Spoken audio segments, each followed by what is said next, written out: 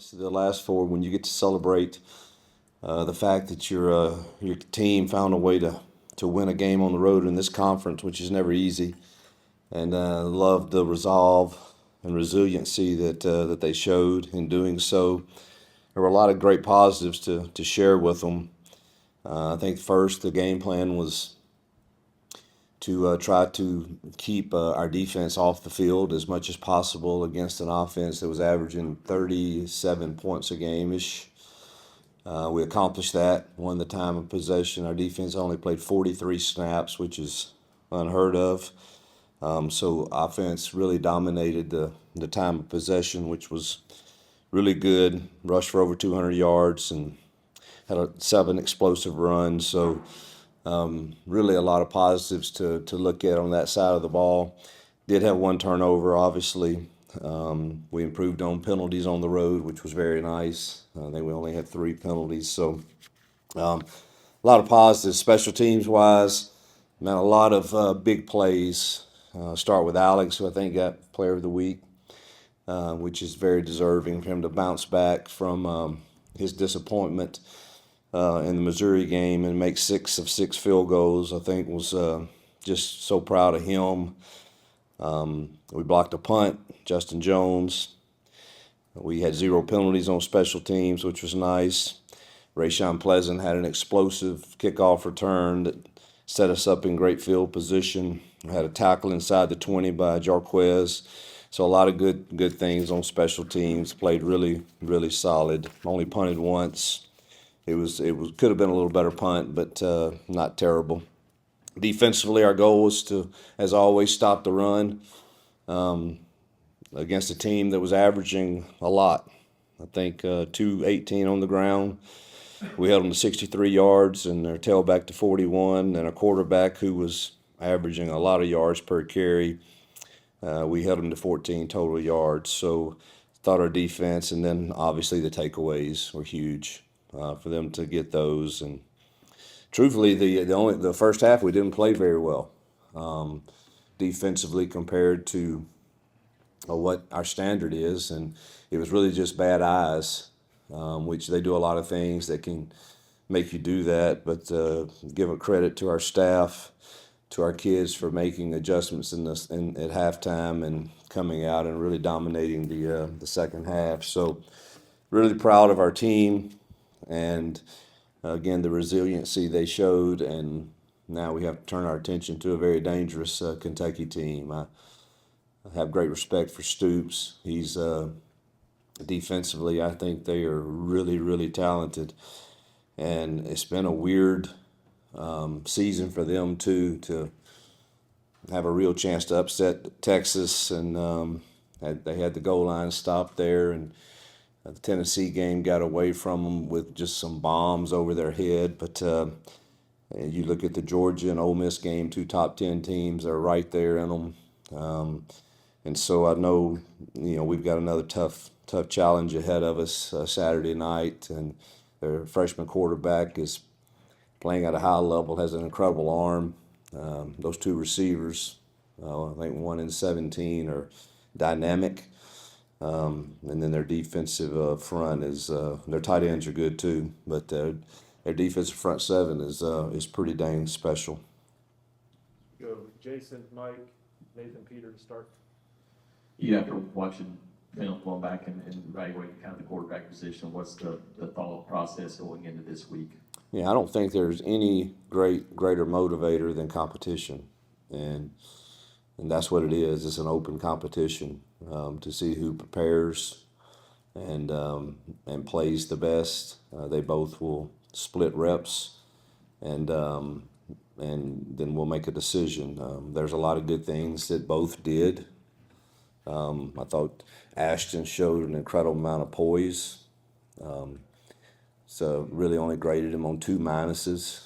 But I thought he showed great poise and leadership in a difficult time to come in the game when the momentum had totally shifted the other way, and thought he gave us a spark up until Jackson's interception. Thought he played really, really well to that point. So it'll be exciting to see how they both respond and compete this week uh, as we head into this game. Mike?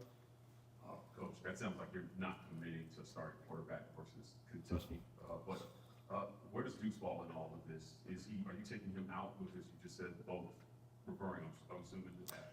Yeah, I think I've said this publicly, and I mean it. I think Deuce is the future of this program. I don't know that it's fair to throw him in that right now. He probably would handle it great, and I'm certainly not saying we won't. He'll get a few reps too, but it's really hard to try to do that with three guys right now. And but I do firmly believe there's not many arms like Deuce Knight. He's got an elite one. Obviously, there's a lot of other things that go into playing the position of quarterback that he's quickly becoming very better at understanding all of those, and I can't wait to see when he does get his opportunity. You converting red zone opportunities into touchdowns, obviously something that didn't go well at Arkansas in the last few weeks as well. What do you make of Yeah. how offense is doing it? Well, there's two of them that truthfully we were being really conservative because field goals really put us in a good position, and the last thing you want to do is risk. So I kind of take those two out because we really didn't attempt anything other than to milk the clock and get points. But then there are definitely others that we had our opportunities. One of the minuses on Ashton, he'll be the first to tell you, is he's got a guy wide open for a touchdown, Malcolm, and just didn't hang in the pocket and make the throw. I mean, he's just got to put it on him, and he just steps in the end zone. So you have to look at the calls first to see if we as coaches put them in a position to be successful when you get down there, and then you've got to look at are we coaching the execution of it well enough or not? And so those are things that we've got to continue to certainly work on. Peter, then Bill. Injury-wise, how's Cam doing after Saturday, and do you have an expectation for when Darrell could be back? Medical staff feels like he's back this week, so feel like Darrell is ready to go, which will obviously give us more depth there. Cam was not so good yesterday. Today, much better. So we're hopeful, but obviously don't know just yet. The great thing is it's not a high ankle sprain. It's down in the lower part, which those tend to heal quicker. So we're hopeful, but again, don't really know at this point. Talk about Xavier Atkins, how good he's been and how much better he seems to be getting game by game. I thought his I can't remember which game it was earlier where we had a similar plan for a quarterback, and I think it just speaks again to the job that our staff is doing with these young kids over there, and to the young kids, their development. But we had a similar game. I can't remember who it was, but where when we do have certain things on, he is the spy. And in an earlier game, he got a little nosy with other things instead of just do your job on this play. And man, in this game, he did it beautifully, and he closed on that quarterback when he broke the pocket at least 3 times that I thought were really impressive plays, not to mention the other normal plays that he's making within the defense. So I think he also got an award this week, and is very deserving. He's definitely getting better, and just more. The eye discipline is so huge on defense that you just don't get caught up in all the things that we offenses try to show or do, and you do your assignment. And I think he's maturing and getting better each week. Dan, Johnny, go back up to JG. Yeah, Coach, what changes about the offense when Ashton is in the game? Like, what sort of, is there anything play calling wise that you adjust when we make that change? Nah, zero. I think he and Jackson are very, very similar. You can do anything that we would do with one. I feel comfortable doing the same with the other. They both have ability to run different running styles, albeit, but still they have the ability to, and passing game doesn't change at all. Coach, you've scored a lot on your opening drives. We talked about the opening script a lot. What are you seeing from Jackson as far as why he's so successful at the beginning of the games and then it seems to go south? And then the second part of the question is just how has he handled the benching? And are you confident to go back to him if he is your starter Saturday? Yes, that's what's made it so difficult. When you see Ashton and Deuce both that are really, really talented players, but you go watch the last three opening scripts, and I mean it's hard to not look at that and say, gosh, he's playing at an extremely high level. Against Missouri, it wasn't just the first one. I thought he played really well, the entire half. Unfortunately, he had some drops that, nothing he can do about that.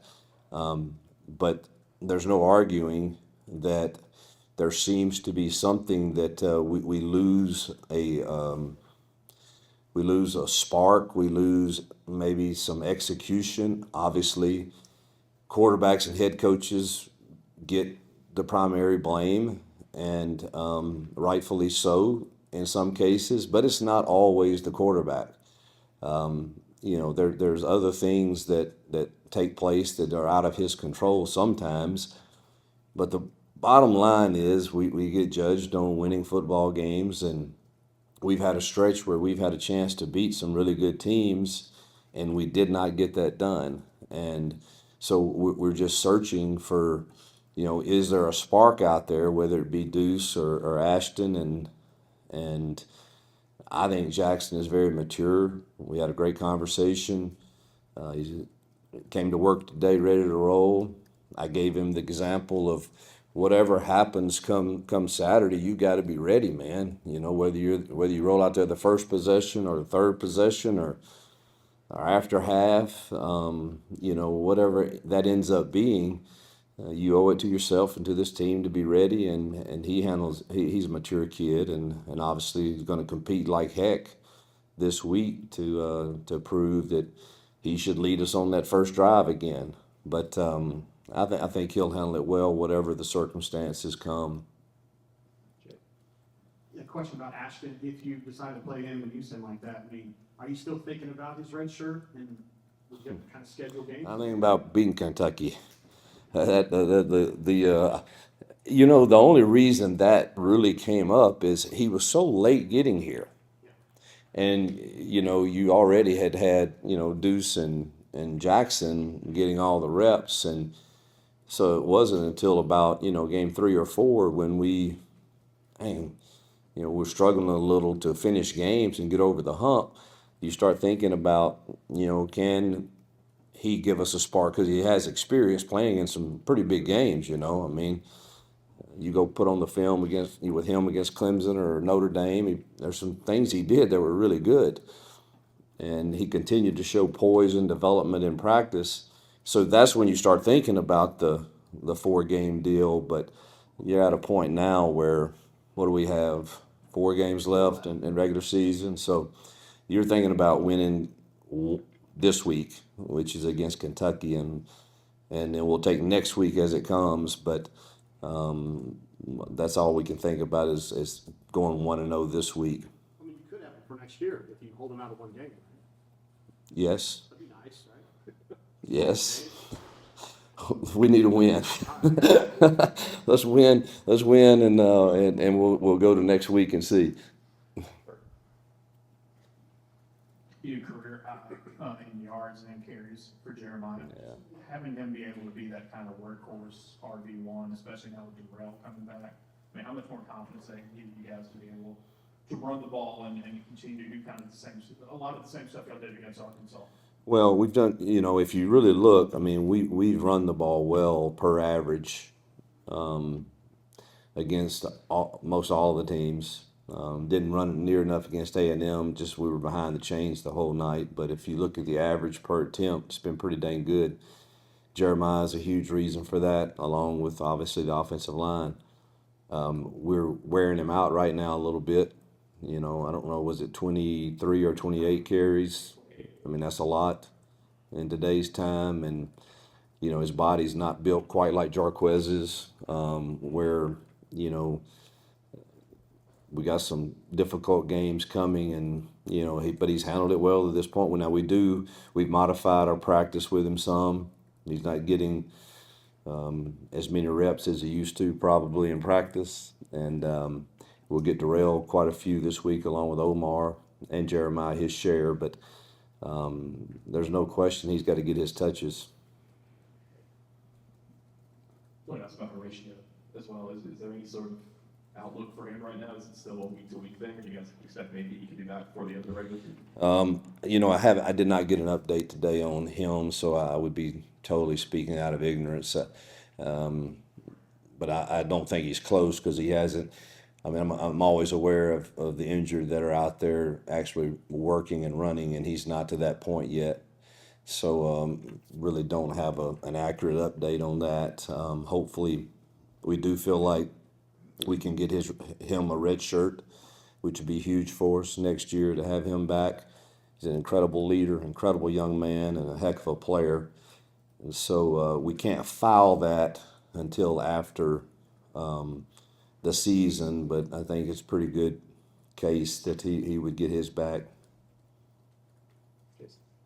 You did look like Cale Ellis played really well when you went back and watched him first start for such a young guy. What did you guys see out of him? Played, incredibly hard. Snaps were pretty good.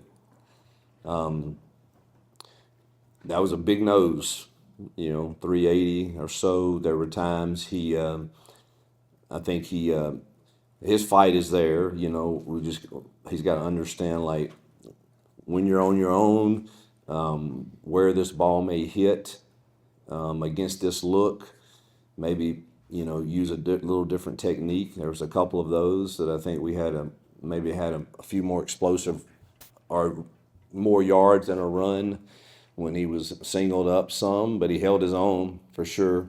Pass pro, he did well. I think he got maybe 2 pressures, but I'm proud of him, and we need him to get better again this week. Another difficult. Those 2 inside guys are pretty dang good.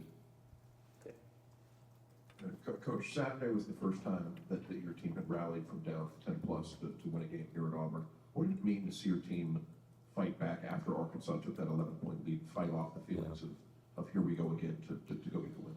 I don't know that I could really express in words how rewarding, fulfilling, good to see, because it would, in a lot of people's cases, that would have been easy to say the here we go again syndrome. I actually asked our staff meeting, all right, who had that feeling on the pick 6 of here we go again?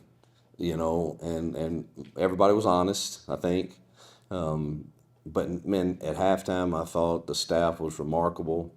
Thought Keldrick Falk and Champ and Jeremiah, not Connor Lou, but Jeremiah Cobb, and I thought all those guys were. Look, we are.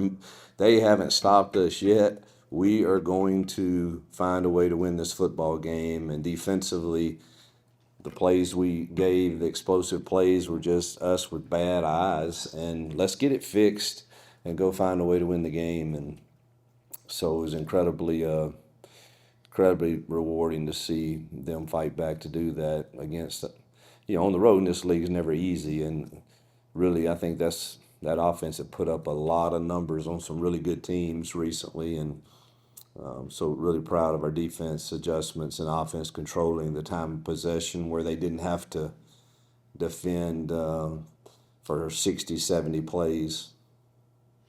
Go Ferg, Mike, and then we'll finish. Hugh, when you guys played Missouri, it was basically just KN and Jay playing almost all the corner snaps. On Saturday, all 3 of those guys, especially with Rayshon making those big plays, just rotate those guys a little bit more? And I know you also mentioned trying to get all three of them on the field at the same time. Just how much has that really helped out? How much does that really help out your defense in that game against Arkansas?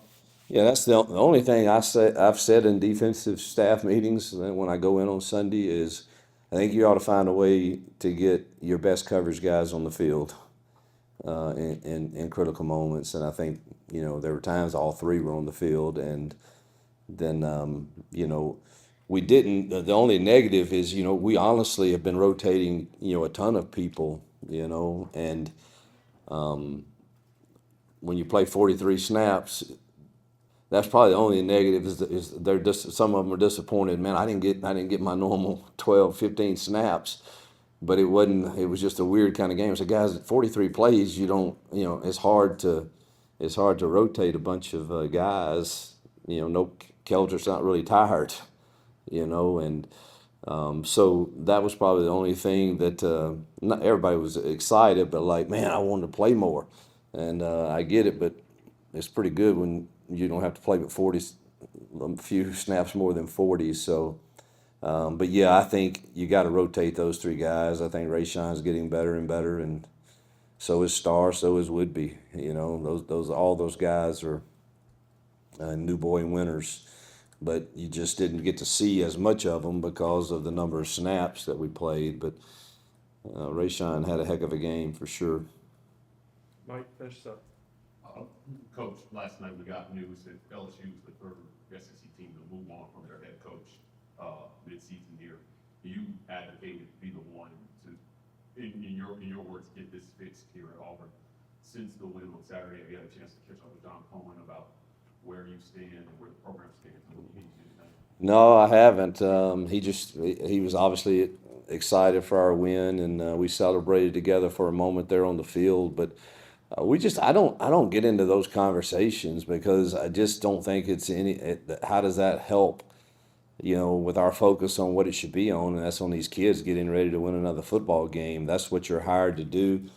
I think all of us that sign up for this know you're fighting for your life from the day one that you get into it. And man, I love Billy Napier and had great respect for Coach Kelly. I didn't know him as well. You hate to see that. You really hate to see it for the building. It's you get it. Every school's got to make those decisions, but I think that's probably the hardest thing for this position is just the weight that you carry for all these young families and people. And so I just don't focus at all on that. I trust in our administration, President Roberts, John Cohen, and those guys. And, I've been here just short of 3 years, and is the program better than when I got here on the roster? Yes. Are we close? Yes. And I've won everywhere I've been, and I believe with all my heart we're going to win big here. But my focus needs to be not on anything other than how do I help these young men grow this week as players and as young men, and how do I help our staff become even more united than they are, and they're pretty dang united. So that's where my focus lies, and I really don't have any desire to have any discussions about anything other than that.